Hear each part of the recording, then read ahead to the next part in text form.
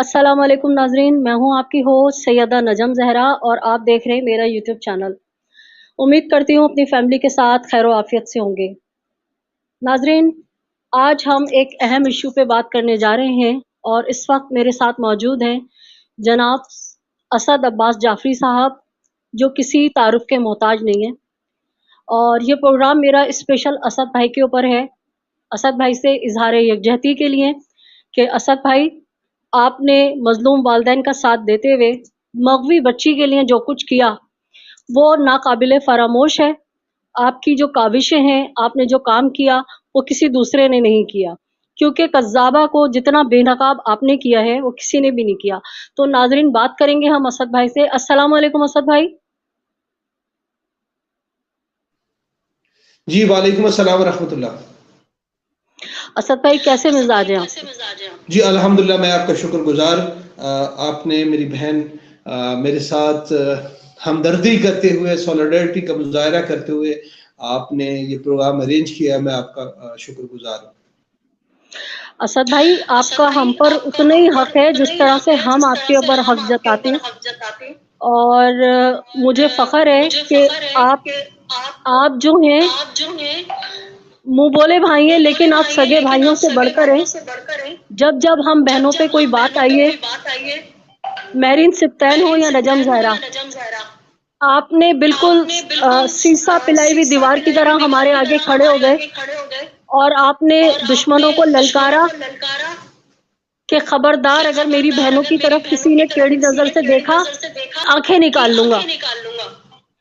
तो असद भाई, आपके ऊपर अगर कोई वक़्त आता है ना, तो सबसे पहले हम बहनों की जान जाएगी, उसके बाद आप तक कोई बात आएगी। जी और जी, आपको बहुत खराज शुक्रिया, तहसीन। बहुत शुक्रिया, बहुत शुक्रिया, बहुत शुक्रिया मेरी बहनें। अल्लाह आपको ज़िंदगी और सेहत और सलामती अता फरमाए और सिवाय इलाही गम आमीन। हुसैन अलैहिस्सलाम के आपको और कोई गम न दे। इलाही। असद भाई, ये जो इन्होंने आपके ऊपर केस किया है, ये कितना संजीदा है, कितना है इसके अंदर संजीदगी? देखिए, ये जो डेफेमेशन का केस होता है, हर्जाने का केस या हत्या के इज्जत का केस, ये जो है वो जाहिर है कि आप कर सकते हैं। अब जितनी उनकी मट्टी पलीत की गई है मेरी तरफ से, ये जितना मैंने उनको एक्सपोज किया है, अब एक बंदा मुआशरे के अंदर शुरफा का किरदार अदा कर रहा था बतौर करैक्टर, किरदार, मैंने कहा किरदार अदा कर रहा था, इसका मतलब ये होता है कि वो रियलिटी में कोई और होता है। अदाकार जो होता है वो हकीकत में और होता है और स्क्रीन के ऊपर आकर वो मुख्तलिफ अदाकारी करता है। तो बेसिकली ये जो पब्लिक के सामने जो इनकी अदाकारी थी या जो ये करैक्टर प्ले कर रहे थे शुरफा का, मेरा कसूर सिर्फ इतना है कि मैंने थोड़ी सी कोशिश करके इनका ओरिजिनल जो चेहरा है वो बेनकाब किया है, इनके चेहरे से नकाब वो उतारा है जो कि वो ये नहीं थे, वो लोगों को बताया कि ये है। ये मेरा कसूर था। वो चाहे जो है वो सस्ती अदाकारा हो या चाहे वो अगवाकार गैंग हो। बिल्कुल असद भाई, किसी में इतनी जुर्रत नहीं थी, सब इसको एक अदाकारा या मॉडल ले रहे थे।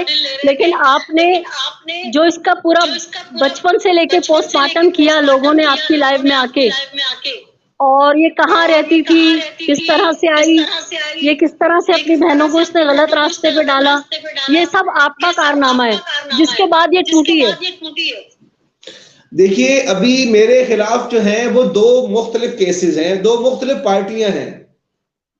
एक पार्टी जो है वो तो ये सस्ती अदाकारा है, इसने भी कहा है कि मुझे शरीफ कहा जाए, मेरी इज्जत नफ्स को मजरूह किया गया, मैं शरीफ जादी थी, शरीफ खानदान से मेरा ताल्लुक था, तो या तो अगर आपने मिलाना होता तो मुझे नवाज शरीफ से मिलाते, उनके खानदान से मिलाते, जो कि मुआशरे के अंदर, पाकिस्तान के अंदर उनका एक बतौर शरीफ एक नाम है।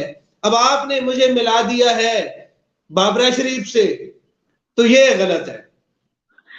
अब मैं गुनहगार हूं इस मामले में। दूसरा असद मैं भाई, आपको बताता हूं। जी जी, बाबरा शरीफ की जूती भी नहीं है ये, माजरत के साथ। नहीं नहीं जी, ये थॉट है ना, उसके नजर में जो शरीफ खानदान है, नवाज शरीफ, शहबाज शरीफ, वो शरीफ लोग हैं, और जो बाबरा शरीफ है उसकी नजर में, मैं बता रहा हूँ अकॉर्डिंग टू हर, उसकी नजर में वो ठीक नहीं है, तो मुझे उसके साथ मिलाया गया। अगर मिलाना था तो मुझे जो है वो मिला देते मरियम नवाज शरीफ के साथ। अब वो मुझसे गलती हो गई है कि मैं नहीं मिला पाया, उसकी वजह ये है कि मेरे बस में था नहीं मिलाना। जब मैंने तहकीक की, मैंने देखा, तो मुझे पता चला कि अगर ये खानदान जो है वो शरीफ खानदान से होती, यानी कि नवाज शरीफ और शहबाज शरीफ और मरियम शरीफ, तो फिर मैं वो कहता।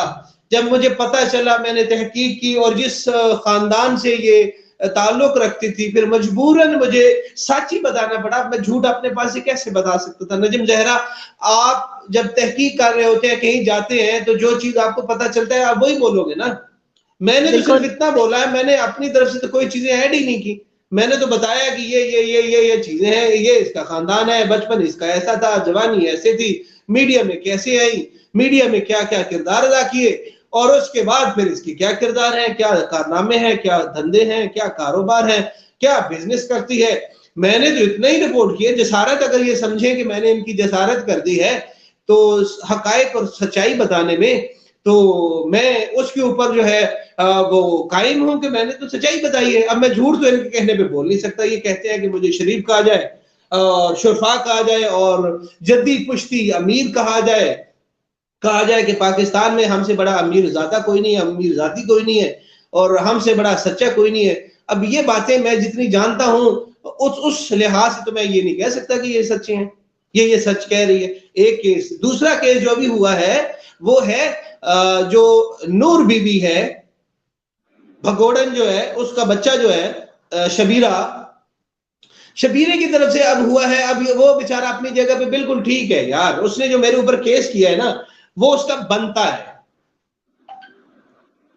अब वो बनता कैसे है? वो बनता ऐसे है, जी, उसका बनता ऐसे है कि वो कह रहा है कि देखो भाई, आपने मेरी अम्मा को स्वीटी आंटी कह दिया। ये चंद लोगों को पता था, लाहौर में पता था, यूनिवर्सिटी में पता था, पुराने जमाने की लड़कियों को पता था, पुराने गाकों को पता था। आपने पकड़ के पूरे लाहौर को बता दिया। अच्छा, फिर लाहौर भी नहीं, आपने तो सरहद पार इंडिया तक बात पहुंचा दी। इंडिया नहीं, आपने तो अमेरिका और कनाडा और यूरोप तक पहुंचा दी बात कि अम्मा मेरी स्वीटी आंटी है। अब ये बात उसकी भी ठीक है, अब उसकी तकलीफ को मैं समझ सकता हूँ, और मुझे अंदाजा है, मुझे हमदर्दी उस बात से कि मुझे मतलब लाहौर तक ही रखना चाहिए था, पाकिस्तान में नहीं फैलाना चाहिए था, इंडिया में, बांग्लादेश में, और इसके अलावा ओवरसीज नहीं पहुंचाना चाहिए था। दूसरा कि वो अगवा जो है अगवाकार हैं, नहीं, मुझे नहीं कहना चाहिए था कि उन्होंने कराची जाकर वहां पर 2 गाड़ियों में जाकर बच्ची को वहां से बाहर निकाला और वहां से ऐसे गुंजान रास्तों से गुजरते हुए जो है वो उनको जो है वो वहां पर दीपालपुर में वहां पर ले गए, और उसके बाद फिर यहाँ पर लाहौर लेके आए, और बच्ची को फिर पूरे पाकिस्तान में शुमाली इलाका जात में घुमाया फिराया, और वो बच्ची को ह्यूमन ट्रैफिकिंग में मुलविस नहीं थे, बल्कि बच्ची जो है वो खुद टैक्सी पर आई, 22,000 रुपए इन्होंने जो है वो दिया। मुझे ये कहना चाहिए था, ये नहीं कहना चाहिए था। मैं मुझे अगवाकार उन्हें नहीं कहना चाहिए था।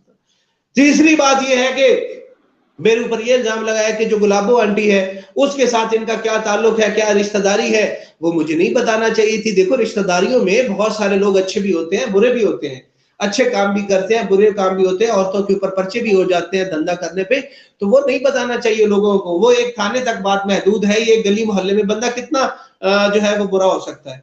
तो आपने हमें पकड़ के पूरे लाहौर में बता दिया कि यार वो हमारे ऊपर पर्चे हुए हैं। आपने पाकिस्तान में फैला दिया कि जनाब गुलाब आंटी जो है वो धंधा करती थी, अम्मा मेरी जो है वो स्वीटी आंटी उसकी बेस्ट फ्रेंड थी, और जो ये सस्ती अदाकारा थी, ये जो है वो इनकी बड़ी क्लोज डिमांड थी उस वक्त की, अच्छी जो है हॉट आइटम जिसे कह लें वो थी। अब ये सारी जो है ना वो मेरे से हो गई हैं गलतियां। अब वो कहता है कि पंजाब यूनिवर्सिटी में मैं मुलाजिम हूं, सरकारी मुलाजिम हूं। अब लोगों को नहीं पता था कि मैं स्वीटी आंटी का बेटा हूं, लोगों को नहीं पता था कि मेरी अम्मा क्या धंधा करती है। अब मैं जब दफ्तर जाता हूं तो जो मेरे सीनियर्स हैं वो मेरी तरफ देख के इशारा करते हैं कि ये है स्वीटी आंटी का पुत्र, ये है स्वीटी आंटी जो धंधा करती थी और पंजाब यूनिवर्सिटी की बच्चियों को सप्लाई करती थी, और इधर उधर जो है वो इसने 2-4 अड्डे खोल रखे थे, ये उसका बेटा है। अब मेरे ऊपर भी कुछ शक करना शुरू हो गया कि शायद मैं अपने अब्बा जो है वो मुनीर अहमद का हूं भी या नहीं हूं। जब मेरी अम्मा काम करती थी तो अब इसमें तो कोई शायद नहीं होता कि वाकई मेरी अम्मा जब कारोबार करती थी तो क्या मेरे अब्बे तक महदूद थी या मजीद आगे भी कहीं बड़ी होगी। अब वो सारी परेशानियों का सामना है, तो जिसकी वजह से वो जो है कहता है कि मेरी तो भाई, मैं मोहल्ले में जाता हूँ, मुझे लोग जो है वो कहते हैं कि ये अगवा गैंग है और ये स्वीटी का पुत्र है और इसकी जो वाइफ है वो भी गालिबन इसी तरह की, और वो जिस खानदान से है उनके लोग भी यही कारोबार करते हैं। तो ये बातें लोग कहते हैं कि जी मुझे वो कहता है कि लोग जब ये बातें करते हैं तो मुझे तकलीफ होती है। अब मैं इज्जतदार बनना चाहता हूं, मैं मोहल्ले में जाता हूं, कुछ दुकान के ऊपर सब्जी लेने जाता हूं या कोई परचून की दुकान पे जाता हूं तो वो मुझे कहते हैं तू वही है स्वीटी का बेटा शबीरा और जहीर ने जो बच्ची अगवा की थी। अब वो कहता है मैं ना बाहर निकल सकता हूँ, ना लोगों से मिल सकता हूँ, ना कोई रिश्तेदारों, जिनको नहीं पता था कि हम पिंड से जब उठ के आए थे शहर में तो हमने कहा कि हम बड़ा शरीफाना काम करते हैं और अच्छे वैसे पैसे कमा रहे हैं तो बड़ी मेहनत कर रहे हैं। जब हमारे गांव में रहने वाले हमारे रिश्तेदारों को पता चला कि शहर में जाकर उन्होंने ये धंधा किया है तो अब गांव भी नहीं जा सकते। वहां के जो चौधरी, गांव के चौधरी हैं, वडेरे हैं, वो कहते हैं लानतियों कंजरो, लाहौर जाके आपने तो गांव का जो है वो नाम बदनाम कर दिया। अब ना हम गांव जा सकते हैं, ना रिश्तेदारों के पास जा सकते हैं, मोहल्ले में निकले तो सौदा नहीं मिलता, यूनिवर्सिटी जाए तो लोग बातें करते हैं और जिन लड़कों को पता चला है वो हमारे ऊपर आवाजें कसते हैं। तो लिहाजा असद जाफरी को 5 करोड़ रुपए जुर्माना किया जाए ताकि हमारी इज्जत बहाल हो सके। अब वो ठीक कहते हैं, अब मुझे बताएं, आप लोग मुझे 5 करोड़ इकट्ठा करके दें ताकि मैं उनको दूं और वो तमाम लोगों को पैसे बांटे, पैसे दे कि अब दुकानदार के पास पैसे जाए जाए अगर वो 50 रुपए की चीज लेता है तो उसको 100 रुपए दे, वो मेरे 5 करोड़ में से, ताकि वो उसकी इज्जत करे, वो बात ना करे। इसी तरह यूनिवर्सिटी में, इसी तरह इधर इधर उधर वो 5 करोड़ इसलिए मांग रहे हैं कि वो चाहते हैं कि उनकी इज्जत बहाल हो जाए। तो असद भाई, इनकी इज्जत तो बहाल हो नहीं सकती क्योंकि आपने कोई बात भी बगैर सबूत के नहीं की है। और बहुत सारे लोगों ने आपको कहा था कि हम पाकिस्तान आके गवाही भी देंगे। तो अच्छा है, ये मजीद आपके ऊपर केस करके अगर ये मजीद बेइज्जत होना चाह रहे हैं तो हो जाए, क्योंकि फिर अदालतें ही फैसला करेंगी इनके किरदार का। देखिए, बेइज्जत वो होता है जिसकी इज्जत होती है। बिल्कुल सही कह रहे हैं, लेकिन ये बने हुए तो इज्जतदार थे ना। नहीं नहीं, कहाँ इज्जतदार? देखिए, वो इसीलिए तो 5 करोड़ का हर्जाना किया है ना, वो इसलिए तो हर्जाना किया है कि देखिए हमारी जो है ना, इन्होंने बेइज्जती, मजीद बेइज्जत खराब। वो ये कह रहे हैं कि हम कंजर थे, हैं, लेकिन एक महदूद इलाके में थे ना। अब आपने जो किया है, आपने हमारी, भाई उन्हें तो चाहिए कि 5 करोड़ रुपए मुझे दें कि मैंने उनके कारोबार को वुसअत दे दी। उनकी डिमांड, उनके ग्राहक पाकिस्तान, उनके मतलब सरहदों से पार उनके ग्राहक चले गए, उनको कहीं से भी कॉल आ सकती है। तो उनको चाहिए कि वो 5 करोड़ रुपए मुझे दे, ना कि मुझसे 5 करोड़ रुपए ले। मैं गरीब आदमी कहां से 5 करोड़ रुपए दूंगा, बताएं मुझे। बिल्कुल सही बात है, आप कहाँ से देंगे? तो इनको तो आपने पब्लिसिटी दे दी, इनका तो कारोबार और बढ़ा दिया। जी जी जी, ये मुझे 5 करोड़ रुपए दे जी, 5 करोड़ नहीं जी, कुछ 40-50 लाख ही दे दें, 5 लाख ही दे दें, मुझे 5 लाख दे दें। मैंने इतना इसके ऊपर जो है वो वर्क किया, इतनी रिसर्च की, इनकी पैसे देखो, कोई भी कारोबार जब बंदा करता है तो उसकी प्रमोशन के ऊपर पैसे लगाता है। इन्होंने मुझे पैसे नहीं दिए, मैंने सारी खुद वर्किंग की, खुद तफसीलात इकट्ठी की और फिर लोगों तक पहुंचाई, और अब वो मेरे काफी सारे पैसे लग गए हुए हैं इस काम के ऊपर। तो इनको चाहिए कि मुझे डबल करके पैसे दें ताकि इनके कारोबार में वुसअत आए। वुसअत आ चुकी है, इनकी मार्केट मैंने बना दी है, ये चले हैं 5 करोड़ मुझसे लेने के लिए। असद भाई, मार्केट कहाँ बना दिया आपने, इनको एक्सपोज कर दिया, इनका धंधा ही तो बंद कर दिया। बेचारी बदकारा वो औरत जो बैठ के मंडी नहीं नहीं सजाती नहीं थी। नहीं नहीं नहीं नहीं, देखिए देखिए, मेरी बात सुनिए, ये गलत बात है आपकी। मैंने कोई इनका धंधा बंद नहीं कराया जी। इनका धंधा जो है वो स्टेब्लिश हुआ है। भाई लोग परेशान होते हैं ना, बाज औकात जरूरतमंद को ढूंढता है यार, कौन सा बंदा जो है वो जिसको कॉल करें। तो जब इतनी सोशल मीडिया के ऊपर इनकी चीजें आ गई हैं तो फिर तो लोग इनको बड़े आसानी से जो है वो फोन कर सकते हैं कि बंदे को ढूंढना नहीं पड़ेगा ना कि किसको फोन करना है, किस जरूरत को पूरा करने के लिए। इनका कारोबार, ये अंदर अंदर से बड़े खुश हैं, हैप्पी हैं। ऐसे ही वो ऊपर ऊपर से कह रहे हैं कि जी वो 5 करोड़ 5 करोड़, अंदर से ये बहुत खुश हैं। ये कह रहे हैं कि भाई असद जाफरी तूने बहुत काम किया, इस काम के लिए हमें चैनलों को पैसे देने पड़ते, सोशल मीडिया के यूट्यूबर्स को हायर करना पड़ता, उनको पैसे देने पड़ते हैं, उनके नाजो नखरे उठाने पड़ते, उनकी मिन्नतें तरले करनी पड़ती। ये खुद ब खुद ही लोगों ने हमारी पब्लिसिटी कर दी है, तो इनके कारोबार में तो वुसअत आ गया, 4 चांद लग गए हैं इनके कारोबार को। अच्छा खैर ये तो बातें थी। ये बताएं कि आपने जवाब तैयार कर लिया और आपकी फर्स्ट हियरिंग कब है? ये 6 तारीख को है। 6 दिसंबर? जी 6 दिसंबर को। चले इंशाल्लाह ताला आप कामयाब होंगे और हम आपके साथ हैं असद भाई। बहुत शुक्रिया, बहुत जब आपको हमारी जरूरत पड़े एक आवाज दीजिएगा, हम हाजिर हो जाएंगे। और आप सलामत रहें, आप सलामत रहें, आप सलामत रहें मेरी बहन, आप जीते रहें। आपका नाम असद है तो आपने अपने नाम की लाज रखी है। असद शेर होता है, शेर। जी और आपने साबित किया है कि आप शेर हैं। बस दुआ करें कि बस ये इसी तरह जो है वो अपने नाम की लाज हम रखते रहे, और अभी तक रखी है, और इंशाल्लाह आइंदा भी कोशिश करेंगे कि जो है वो इसके लाज रखें। बाकी जो है जिस मकसद के लिए हमने ये आवाज उठाई थी, इंशाल्लाह अल्लाह ताला ने चाहा तो अगले कोई 1-1.5 हफ्ते के अंदर अंदर ये सारे मामला वाइड अप हो जाएंगे। तो उसके बाद जो है वो हमारा जो मकसद था, जो हमारी कमिटमेंट थी अल्लाह ताला की जात के साथ कि हम इस केस को पाए तकमील तक पहुंचाएंगे, तो इंशाल्लाह जो है वो पहुंच जाएगी। तो उसके बाद फिर जो है वो हम अपने काम धंधों में लग जाएंगे, जो ऑलरेडी भी हैं लगे हुए हैं, काम तो करते हैं, लेकिन सारी जो ज्यादातर जो है वो तरजीहात और ज्यादातर मसरूफियात फिर इसी काम के ऊपर होती है। लेकिन असद भाई मैं आपसे रिक्वेस्ट करूंगी कि आप इस केस के हल होने के बाद जो है खामोश होके नहीं बैठेंगे, क्योंकि ये जो गैंग्स है ना, ये एक नहीं है, ये बहुत सारे। हमें उन सबका कला कमा करना है, और हम अपनी जब तक सारी बच्चियों को महफूज नहीं करेंगे ना, तब तक हम चुप नहीं बैठेंगे। और आपकी आवाज दूर तक जाती है। जी बहुत सारे आप चाहते हैं मेरी आवाज बंद हो जाए जल्दी? नहीं नहीं, बिल्कुल नहीं, हम आपके साथ हैं, और आपने इसी तरह लोगों को मोटिवेट करना है, इसी तरह जोड़ के रखना है सबको।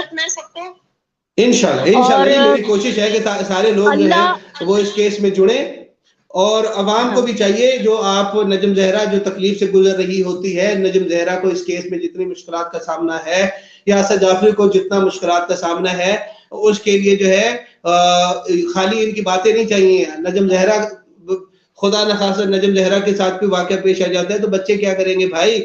असद जाफरी के साथ कोई वाकया पेश आ जाता है तो बच्चे क्या करेंगे? घर वाले कहाँ से खाएंगे, क्या करेंगे? क्या ये बातें जो है वो मुआशरे को सोचनी नहीं चाहिए? उनको चाहिए नहीं कि वो मिले, ऐसा प्लेटफॉर्म हो, ऐसी सोच बनाए, ऐसा एक लाहेअमल तय करें कि जो लोग मार्केट के अंदर इसके लिए जो है वो काम कर रहे हैं, मैदान अमल के अंदर नजम जहरा सुबह उठती है, अदालत में जाती है, घर से खाना नहीं खा सकती, बच्चे भूखे सोए होते हैं, वो कहती है मुझे केस रिपोर्ट करना है, वहां पर जो है वो पैसे जेब में है तो खा लिए, वरना सारा दिन भूखा और रात में घर में आके खाया। क्यों जी? लोगों को अवेयर करना है, हमने बच्चियों के तहफ्फुज़ की कसम खाई है। अरे भाई, तो जिनकी बच्चियां हैं वो भी तो देखेंगे, जो कसम खा के बैठे हमारी बच्चियों के लिए, क्या वो भूखे हैं? क्या उनको खाना चाहिए? ये क्या वन साइडेड लव है? वन साइडेड लव नहीं चल सकता ज्यादा देर। लिहाजा अवाम को चाहिए कि वो ऐसा सोचे, मेरे साथ आज ये वाकयात हुए हैं, आपके साथ हुए हैं, आपको थ्रेड है, मुझे थ्रेड है, तो क्या पब्लिक ने किया जिनके लिए हम कर रहे हैं? पब्लिक ने आगे क्या ढारस बनाई है अपना नजम जहरा को कि नजम हम आपके साथ जाके FIR करवाते हैं, इनकी ऐसी की तैसी। नहीं, बातों से हम आपके साथ हैं नहीं होता। कभी बातों से पेट भरा करते हैं? नहीं होता। उसके लिए खाना खाना पड़ता है, फिर प्यास और आग जो है ना पेट की वो बुझती है। ये बातें करने वालों को तो मेरी जान जाती है। मेरा दिल करता है कि ला जुत्ती लवे तो बंदा इन्हों पोला कर दे, इन्हों का सिर। बातें नहीं चाहिए भाई। अगर आप सिंसियर हैं तो प्रैक्टिकली आए मार्केट के अंदर, आप करके दिखाएं कि आप, हम पाकिस्तान से भी मुखलिस हैं, हम पाकिस्तानी अवाम से भी मुखलिस हैं, हम वालिदैन के साथ भी मुखलिस हैं, और हमने बच्चियों को महफूज करने की कसम खाई हुई है। खाली मुंह की बवासीर जो है वो हो और बातें और बातें और बातें, तो मैं इस मिजाज का आदमी नहीं हूं। मैं कहता हूं कि अगर आप करना चाहते हैं तो प्रैक्टिकली करके दिखाएं। आपका काम, नजम जहरा ने बातें नहीं की कि वो मेहदी अली काज़मी को सपोर्ट कर रही है। नजम जहरा ने अपनी जान हथेली पे रख के, कभी वो जो है वो प्रोटेक्शन, चाइल्ड प्रोटेक्शन ब्यूरो के बाहर खड़ी होती है, कभी अदालतों के बाहर खड़ी होती है। ये है लॉयलिटी। केस के साथ, बच्चियों के साथ बातें करने से नहीं होता। तो ओवरऑल जितने भी मैंने देखा है, मैं तो पिछले कल से और आज से जो है वो तो इसी के ऊपर लगा हुआ हूं कि केस खत्म हो गया है अल्हम्दुलिल्लाह। 2-4-10 दिन आगे रह गए हैं। इसमें जो हमारे साथ लोग जुड़े हुए थे वो सिर्फ मजमा ना हो कि जैसे तमाशा नहीं होता तो तमाशा लगा हुआ है, तो वो बंदर और ये सारा कुछ वो मदारी करवा रहा है और बाहर लोग जो है वो खड़े होकर तालियां बजा रहे हैं। ऐसा वाला नहीं होना चाहिए। हम उनके लिए कोई बंदर नहीं है, कोई तमाशा कर रहे हैं फील्ड में आके, और उसके अलावा कोई डुगडुगी के ऊपर नाचने वाले नहीं है। भाई हम इंसान हैं, फैमिली वाले हैं, हमें भी जान बड़ी प्यारी है, हमारी भी बड़ी जिम्मेदारी है, हमारे भी पीछे बच्चे बैठे हुए हैं। आप लोगों के लिए हम आवाज उठा रहे हैं, तो आप ऐसा सोचें कि हमने जो काम कर रहे हैं, चाहे वो आप हो या जितने भी हमारे लोग हैं वो काम कर रहे हैं, उनको किस तरह प्रोटेक्ट करना है। आपने सोचना है कि वो जो पंगे ले रहे हैं, केस लड़ रहे हैं हमारा, अगर खुदा न खास्ता उनके ऊपर पर्चे होते हैं, उनकी जान को खतरा होता है, तो हमने उनको कैसे प्रोटेक्ट करना है, कैसे बचाना है उनको, कहां कैसे उनको वहां से निकालना है मसाइल से। पता चले जी वो आपकी वजह से जो है वो केसों में फंसे हुए हैं, और अब आप लोग जो है वो सुकून से चिल कर रहे हैं, और वो सुबह उठ के जनाब कभी थाने में पड़ा हुआ है, पता लगा कि नजम जहरा जो है वो खुदा न खासा यासर जाफरी को जो है वो बाहर नहीं, किसी ने गोली छुड़ा दिया, पता चला जी ठीक है यार अच्छा आदमी था, उसने केस में बड़ी कोशिश की। और ये नहीं देखा आपने कि वो जो उसने दुश्मनी पाली, जो उसको मारा गया, जो उसको थ्रेट हुई या उसको गाली गलौज की गई या उसका पीछा किया जा रहा है, वो किस वजह से किया जा रहा है? वो तो इस केस की वजह से किया जा रहा है। वो तो बेचारा शरीफ आदमी था, वो नजम जहरा तो बड़ी शरीफ आदमी थी, बड़ी भोली वाली थी, बड़ी अच्छी खातून थी। अगर उसकी दुश्मनी किसी के साथ हो गई है तो किस वजह से हुई है? वो इस केस की वजह से हुई है। ये लम्हे फिक्रिया है उन लोगों के लिए। बिल्कुल सही कह रहे हैं असद भाई, हमें क्वालिटी चाहिए, क्वांटिटी नहीं चाहिए। और बहरहाल असद भाई हम अपना काम करते रहेंगे, और लोगों को अगर एहसास हो जाता है तो बहुत अच्छी बात है, नहीं है तो हम अपनी ज़मीर का सौदा नहीं करेंगे। हम मज़लूम वालिदैन के साथ खड़े थे और खड़े रहेंगे, और हमारी आखिर हद तक कोशिश यही होगी कि हम अपनी बच्चियों को सेव करें। और आपका बहुत-बहुत शुक्रिया, आपने अपना कीमती वक़्त निकाला। आपको बहुत सारी दुआएं, और कभी भी आपको हमारी ज़रूरत पड़े तो एक दफ़ा आवाज़ ज़रूर दीजिएगा, इंशाअल्लाह हम आपके पास मौजूद होंगे। जज़ाकल्लाह, आप सलामत रहें। अल्लाह निगहबान। बहुत शुक्रिया। तो नाज़रीन, आपने असद जाफ़ी की खरी-खरी बातें सुनी।